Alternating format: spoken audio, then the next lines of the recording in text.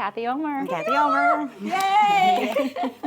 We always get shushed and like hurry up when you're here because we have these side conversations and we always learn so much, but 'tis the season for flu. Yeah.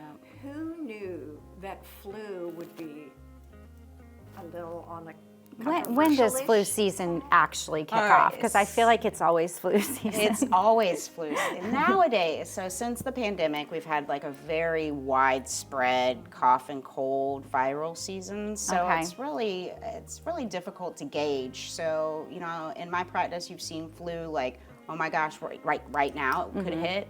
Or sometimes it's not like February. Right. But cough and cold season is here. And so that's when everybody starts thinking, okay, I'm getting sick, it's time to get my flu shot, it's time to prepare. And I haven't seen any flu. We've seen COVID, as we talked about. COVID is rampant right now. Lots of COVID, or people getting tested or going on and getting tested for COVID. And we're seeing varying, like, okay, just that regular, like a little bit of sick to the hospitalizations. And we're seeing RSV a little bit. That's been a surge just in general this year. So what are the rules of the road for our flu shots this year? Well, you know, I always say flu shots around Halloween, so I'm always looking at October. We do have flu shots now, so we've had some people start rolling in.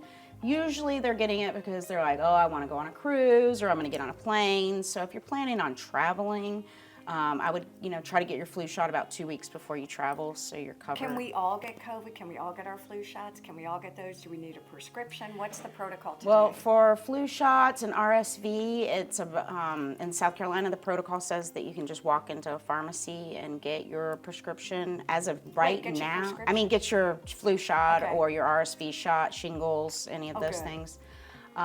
As far as COVID goes, the 25-26 COVID shot in South Carolina now requires a prescription unless you go somewhere that may have already a doctor who signs off on all the prescriptions. So they've kind of limited the COVID availability right now. Wow.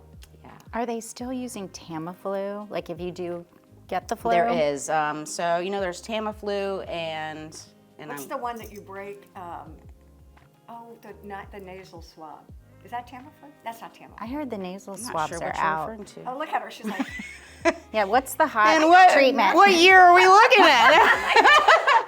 No, you know, they have antivirals. They have them for COVID. They have them for the flu. But it's kind of like a benefit versus risk. Like a lot of times, sometimes when you give those virals, if you don't give them within the first 24 hours of being sick, they're not going to do much. They're only going to shorten the course. Paxlovid is for COVID. So, and they can make you feel sometimes really bad. So I'm always kind of on the fence about giving antivirals. okay. But a lot of times the viruses turn into bacterial infections. So then you're talking about getting antibiotics. And Are we able to tell and distinguish one from the other, or do we still have to test for? No, you still need to they all test, are similar. I mean, a lot of times you're just like, oh, I feel cruddy, I feel bad. And like we've said before, when you spike a fever, that's your, you know, hey, maybe I need to go see the doctor, see if we can at least get tested to see if it's COVID, to see if it's flu. And those are just so knowledge. You know, there's no COVID protocol or anything. But you don't want to be out being That contagious. will give you the knowledge to know, like, hey, I don't want, you know, do I keep my kid maybe I don't home want from to get school, on the plane, or do I send them in? It's funny, I was at a conference and I was shocked at the people who were wearing masks. Yeah. It seemed to be a resurgence. And when I talked to people, they were like, well, I was sneezing, or I was feeling like I was coming down with something. So it was less can we not about- just stay home if we're sneezing? Well, and you know, people do have feverish? work and have jobs.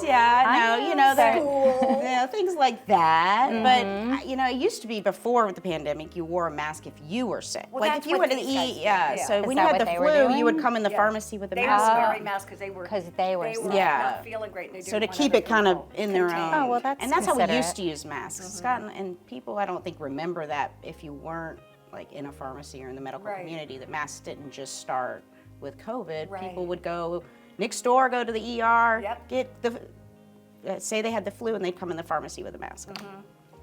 You would know. I would see know. it all. I see it all too much sometimes. So are people coming in right now? Is it okay to come in, or do you think give it another month?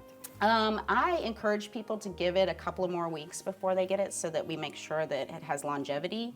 But if you're traveling, again, 2 weeks before you travel, I would recommend, or if you're going to get on one of those nice cruise ships. Have you know seen what some cases though? Is it a bad flu? Is it a... It's not here yet. Oh, it's not here And yet. I know we have to go, but I think it's super important to say that last year I got the flu shot, so I would suggest that this year you should get it on TV. On live television. On television? Stay with us, there's a lot more to come here on Carolina Women.